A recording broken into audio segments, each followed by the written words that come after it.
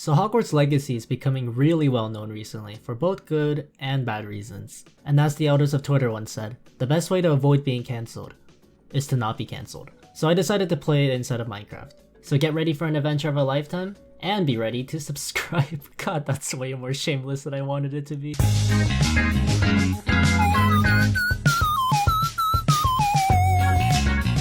After experiencing one of the best cutscenes I've seen in Minecraft, I headed outside to board the night bus.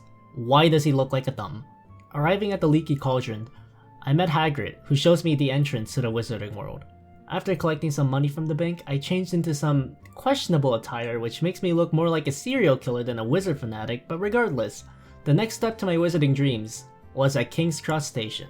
This extremely sane family is cheering me on while telling me to run directly at a wall. Whee! A chipmunk informs me that he's lost his toad and wants me to retrieve it for him. So of course I said no. Oh, you're giving me gold? Alright, here's your stupid dog back. After getting off the train, Hagrid arrives and tells the first years to follow him to the boats. And this man is still talking to himself. One cutscene later, and I'm doing the infamous sorting hat questions. Spoiler alert, I got Gryffindor. I don't need help, he says, with a giant question mark on top of his head. After one minor detour, I began my very first magic lesson on a spell called Lumos. The task was simple: collect 5 stars throughout a pitch dark maze and return to Flitwick as soon as possible. And first try, your records got destroyed. The next class was Dada.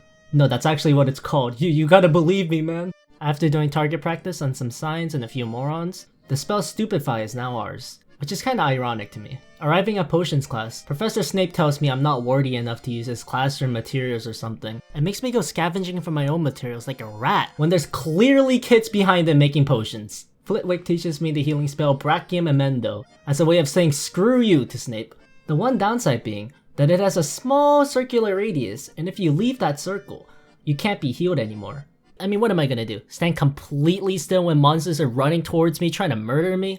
Thank you, Flitwick. The professor tells me to locate Hermione and have her teach me a spell, but instead, I'm forced to go put up some flyers in Hogsmeade for her. I feel more like an errand boy than a wizarding student, if I'm being honest. No. Okay, I wonder what grand spell she's gonna teach me after that, and it's for opening doors. One flying class later, my broom's taken away and Madam Hooch is like, go buy your own mop, you poor bitch. Flitwick teaches me an actual useful spell for once, the famous Wingardium Leviosa. And yeah, it's just a puzzle minigame, but at least it's better than, I don't know, opening some useless doors. Afterwards, Lupin teaches me the spell Bombarda Maxima, and Mikongala teaches Vera Vorta, which pulls blocks closer with a magnet. Okay, so I may or may not have messed up the placements of the blocks, but I'ma just...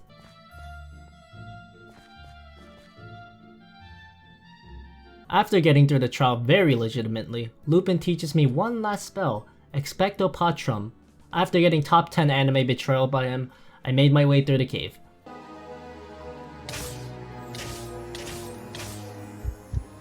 As you can see, it was an absolute breeze. After safely reuniting with Lupin, I made it to London and entered a telephone booth to reach the Ministry of Magic in order to learn the spell Apparition. A few colorblind tests later, I mastered the spell. On our way out, the walls exploded and Death Eaters came crawling into the ministry. And this man actually just abandoned me to fight death for him. Understandable, I'd do the same.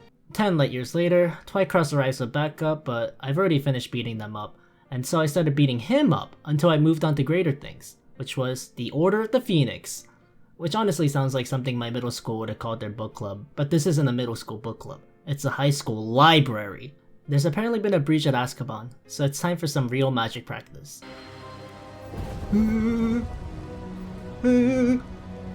Chill out!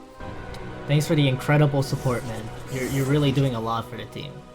Okay, so I may have clowned on the healing spell earlier, but I actually need it now! Handled myself well? You guys did nothing! Neville's toad would have done more damage! And so, I became a hero, and Hogwarts returned to an era of peace and comfort.